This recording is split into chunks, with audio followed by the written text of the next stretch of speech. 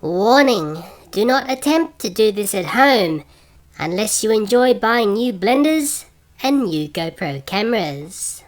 Well, here's a brief background story to this video. I purchased 2 knockoff Angry Bird toys, even though the shopkeeper told me this has nothing to do with Angry Birds. But hey, they play the Angry Birds tune. Anyway, they're sort of weird, they sort of dance, and they have lights. And on my channel, I test these toys by giving them a little tap with a hammer. Let's take a look. Let's see if these birds can dance to the hammer.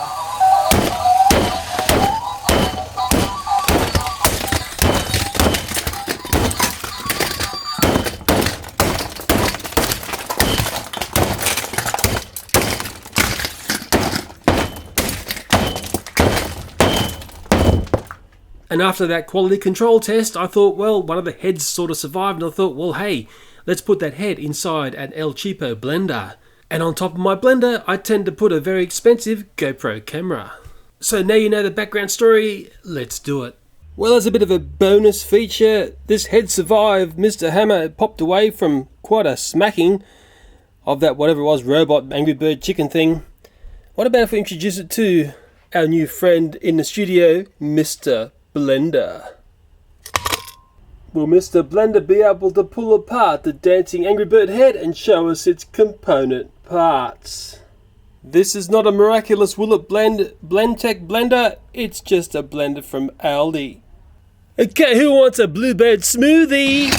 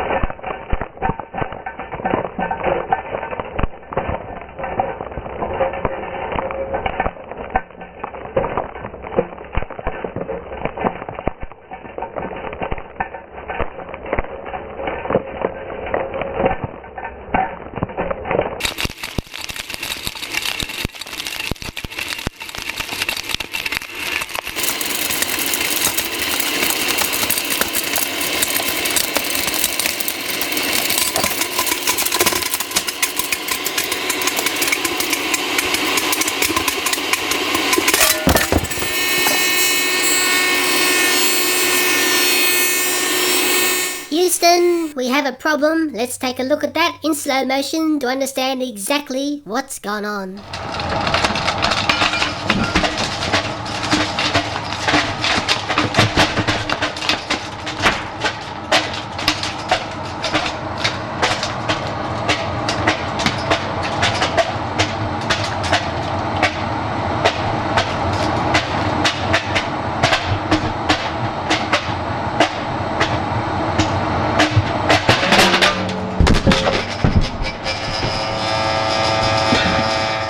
Without the protection of its underwater housing, my GoPro camera didn't stand a chance.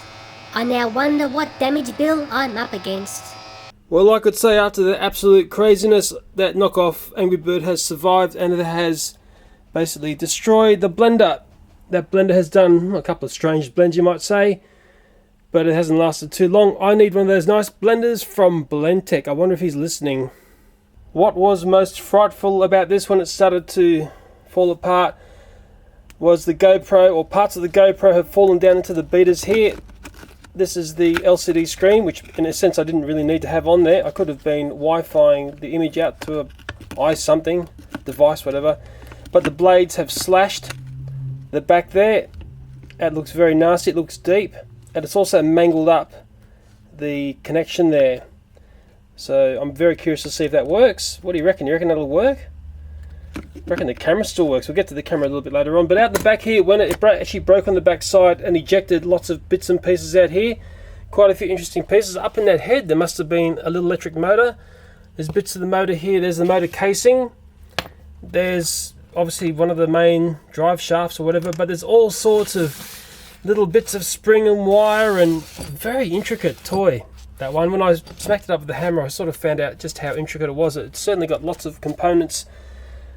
The glass beaker, or whatever you want to call it, I don't know what they call them on blenders, the blender jug. There's a big piece there, and it's sort of broken up into a couple other smaller pieces. It hasn't shattered completely, like it's not like pieces everywhere, but they are sharp. They'd certainly do you a lot of injury if you're caught up in them, and it's certainly something you wouldn't want to be doing at home with your mum's stuff, because mum would get very angry and it's be very nasty, nanky thing to do. To get onto the GoPro, it's sort of flicked over here, and this is how everything laid after it all went wild. That had stayed on there, but what's happened is I think this has fallen down into the blades. I have to go back and look at the footage. I haven't looked at the footage exactly what happened here, but it's taken a hit on this part here. Well, that part there has taken a hit. That's the battery cover, but the actual GoPro, and I'll pull it up, the lens that I have in there to protect the GoPro's lens has survived, but the GoPro's got some very, very strange marks on it now, which I have to, you have to look. I can't tell because I haven't looked back on the footage of what's hit what, but it's looking very, very second hand now. Maybe let's just power this up and see if I can put the screen on the back and see if the screen still works. I'd be very curious. If it survived that or still works after that, boy, it's given a, you know, a flag of saying, look how robust the GoPro is. Let's see what's happened to this GoPro here. It's got a bit of a history of this GoPro. It shot my whole McDonald's challenge. I became good friends with this. It was my little buddy through the whole thing. It got me through the whole thing. But I had a lot of trouble with this at the start. It kept wanting to turn off and do weird stuff for the first 6 months that I owned this. I suppose it's about a year old now. But I'll tell you what, I had to wait 6 months for GoPro to get the act together to get some sort of rectification into getting this to work. I really should have just sent it back and said, look, I don't like this thing. I should say that's enough. I've actually got a separate video going to talk about this, which I get very ranty. Anyway, let's get back onto the camera here. Like I said, it's got a few knockarounds. I've got a feeling it still works. I have taken the files off this camera because I was very worried that the knockaround was going to destroy a lot of files that I needed for some other videos. So I've cleaned it off. Files, there's no files on this at the moment. Let's just see if this screen works. That's the biggest curiosity I've got. I think that's the right way on. Can I get that, even though it's been jammed up a bit, can I get that to go back on? Is this going to work for me or not? Here we are, it's on. My goodness me, it works. Can you believe that? It's got that massive gouge in it, and it's still working. That's very scary, isn't it?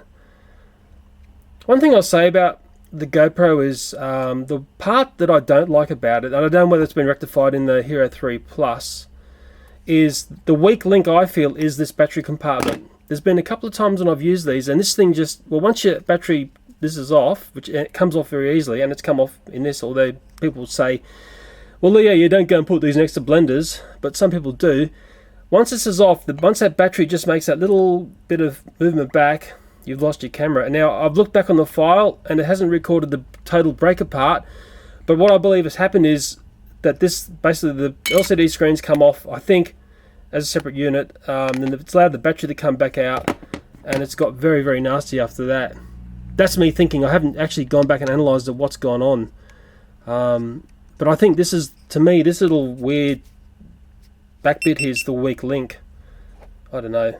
Maybe you can talk about that. Maybe I'm just starting to rant again. Maybe they've redesigned it. Who knows? I haven't got a new one. Maybe I need a new one. But this GoPro is looking very, very second-hand now after that one. I was looking after it, actually, thinking, oh, how long is it going to survive? And it's amazing that this thing, the screen here, which is an expensive little piece, you can see here how the blades of that blender have come in and gouged it. You can see some wires in there. Scary. You can see that this union here, this, what would you call it, connector here is mangled a bit. It's a bit that unions to the back of the GoPro, but somehow the screen came through unscathed. It's very greasy. And that's from that stupid toy. It was covered in grease. But amazing that this still works. Really is. And if you're going to do a CSI investigation, somehow this is the put the battery back on. Something has come down here. It's hit the GoPro and it's gouged. That I could only say it's a blender blade that's done that. It's just the sort of damage that it does. So that's really weird. And you'll see how far this is recorded up to. And I don't know why it stopped. It's one of those mysteries of the GoPro. So they say there's another warning here, never ever buy a second-hand camera from me, because now you start to see the torture that I put them through, even though this is still working, which is remarkable considering what I've just done.